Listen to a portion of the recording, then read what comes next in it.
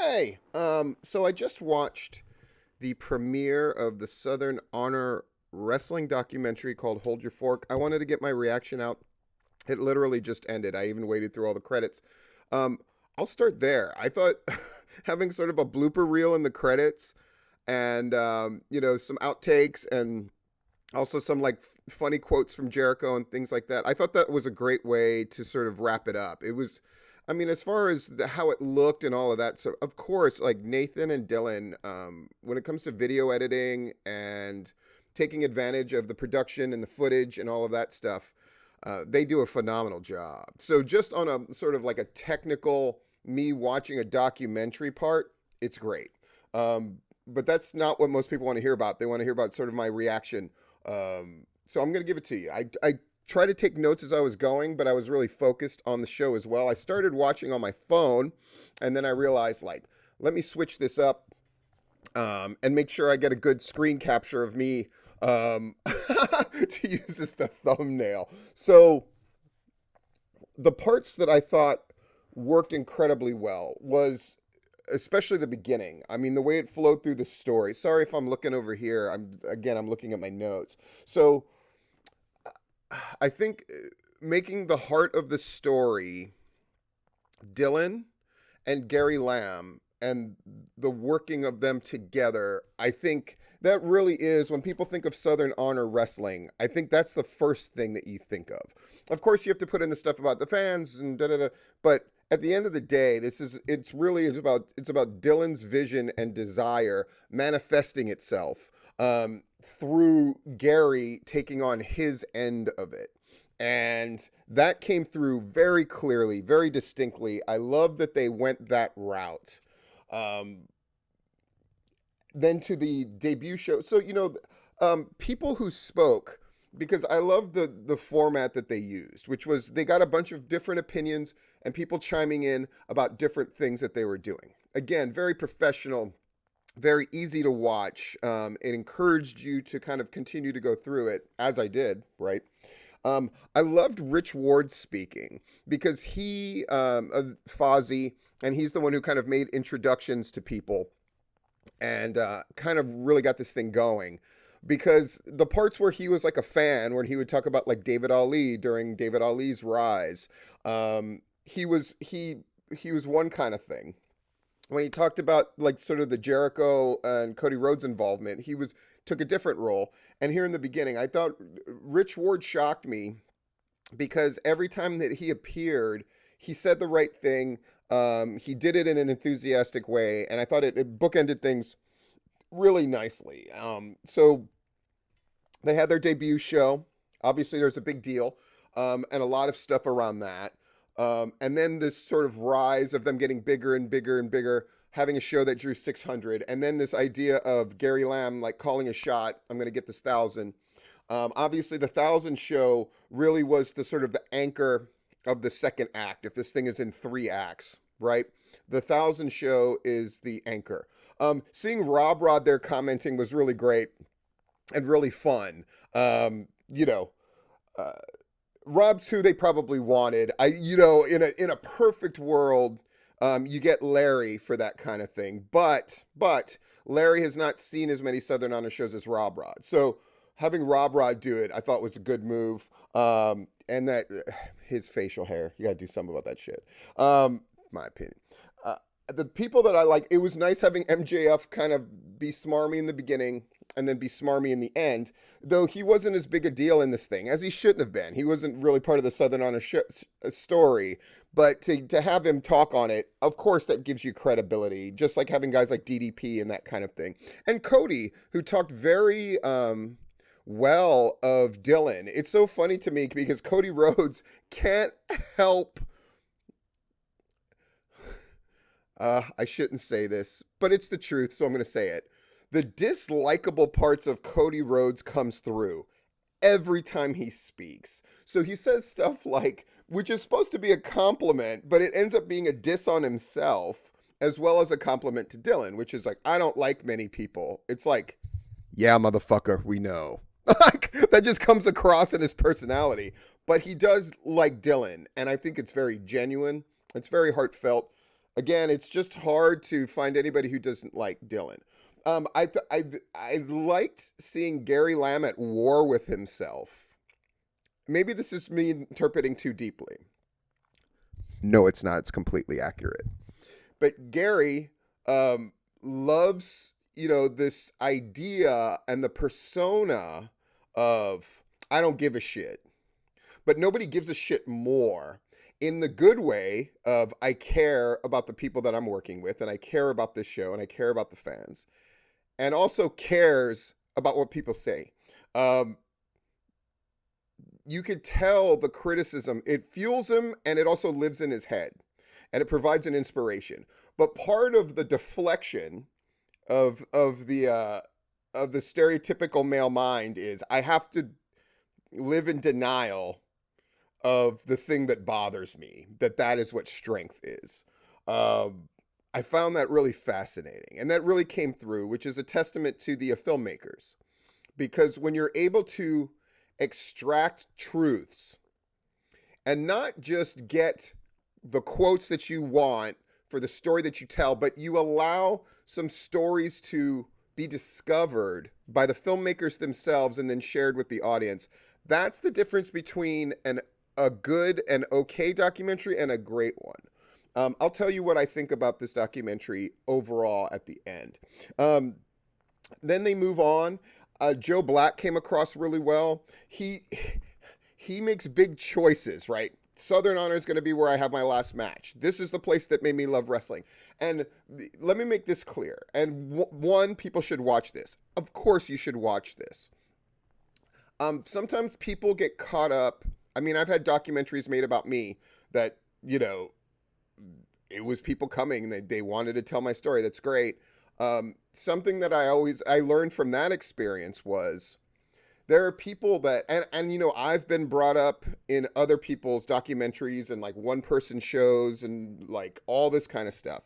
And so when people sometimes get mad at the minutia and the tiny details of things, meaning, I don't think that's exactly true. And I think the person might be overstating this. And I don't think the person's remembering this. And it seems like they're connecting things in a way that don't work in the actual chronological order at which they happen.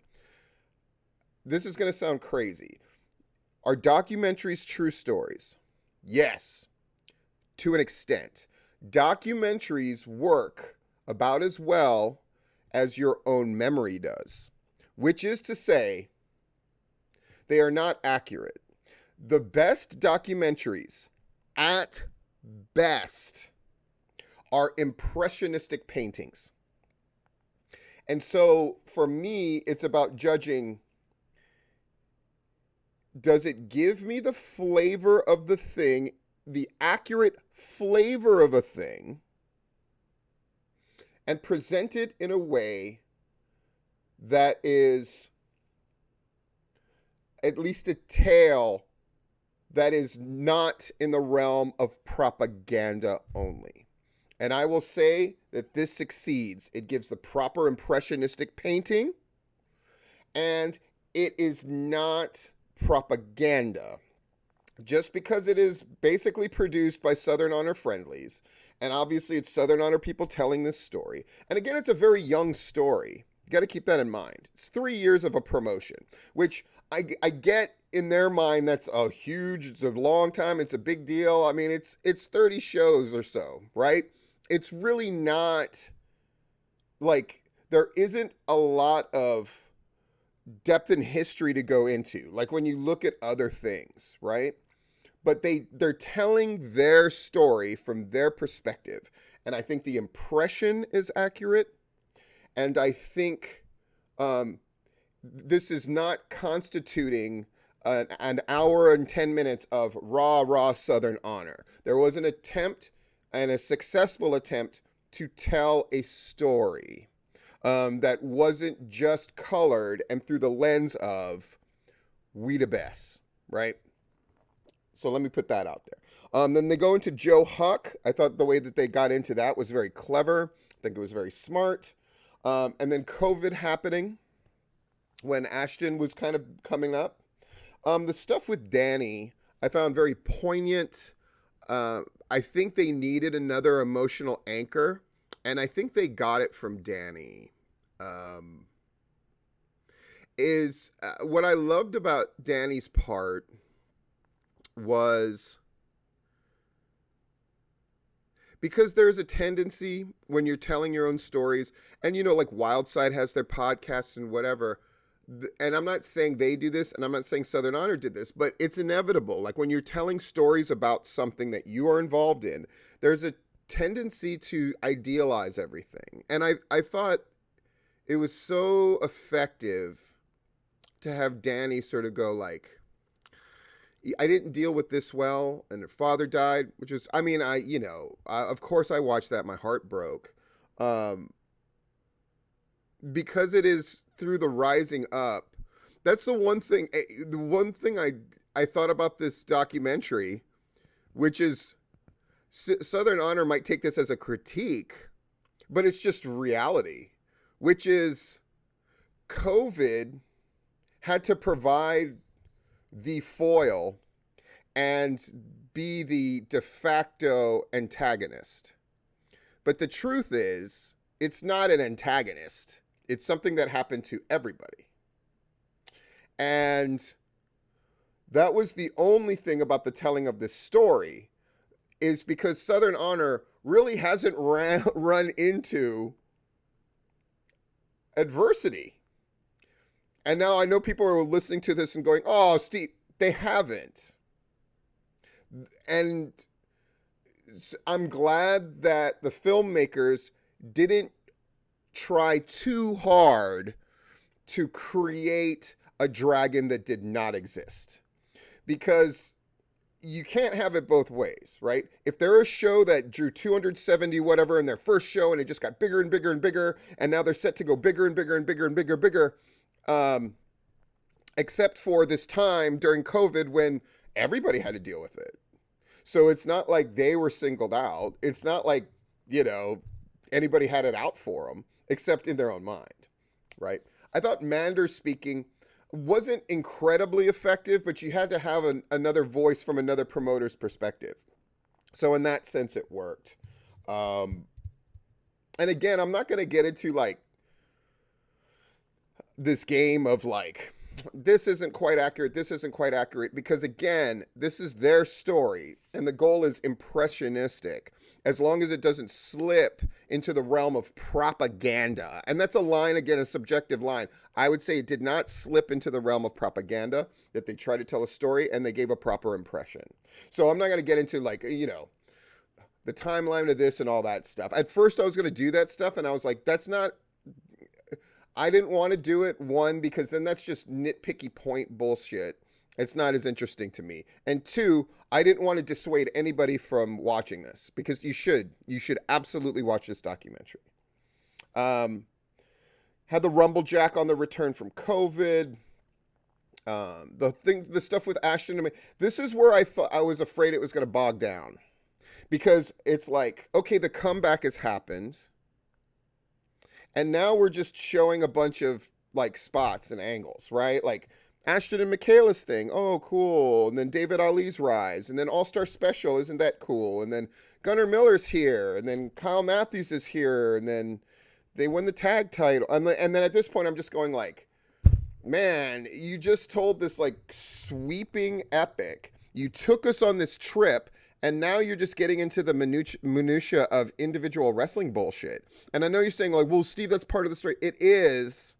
But honestly, if they had ended around here and then they started having this thing about, oh, the fans matter and the da-da-da. And I'm like, that's how they're going to end this shit? Because I was just like, it just felt like, because again, it's just 3 years. And almost, they said 6 months, but it was honestly longer than that, right? Where COVID basically removed them from the picture. So now you're looking at 2.25 years. And it's like, that's not like that just in terms of time. And they do a once a month show. It's hard to tell an epic tale. And it felt like the ending was not going to be worthy of an epic tale.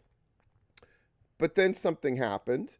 And really it was a combination of people having cool ass things to say, Joe Black amongst them, bringing it back to talking about Dylan, which I thought was very smart, and it worked very nice. And it kind of brought us back emotionally, made us feel like we could be set up for an ending and then a denouement, right? And AC Mac, whoever made the call, whether Nathan or Dylan or both, that the things that AC Mac were saying should be there at the end was brilliant, because there was something about the effectiveness with which he spoke. And again, everybody knows he's a good promo, but more than that, he's a guy who's able to, I'm going to get people mad again.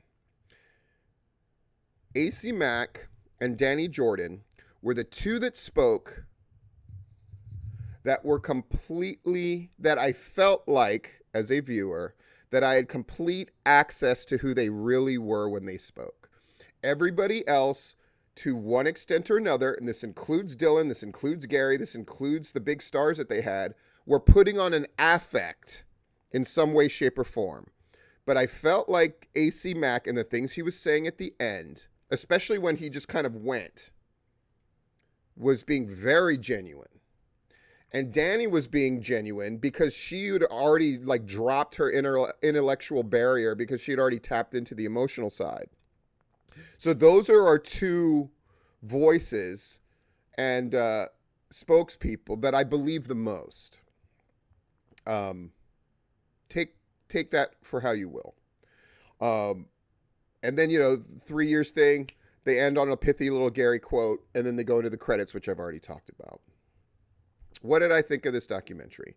I love documentaries. I watch at least one every day. It's not average. It's not good. I would put it in the great category. Absolutely. I think they maximized the material that they had, and they maximized the story that they could have been able to tell. I believe that they did so. I believe they created that impressionistic painting that begs for you to look at it and think about it. And they told their story, because you got to understand, this is an hour and 10 minutes, right? 70 minutes. That's not a ton of time to tell a story in great detail. Ask Ken Burns, who couldn't do a 70-minute documentary on the breakfast he fucking ate this morning, right? So with those restrictions in mind, they did as an effective job as you can do as documentary filmmakers. And there it is.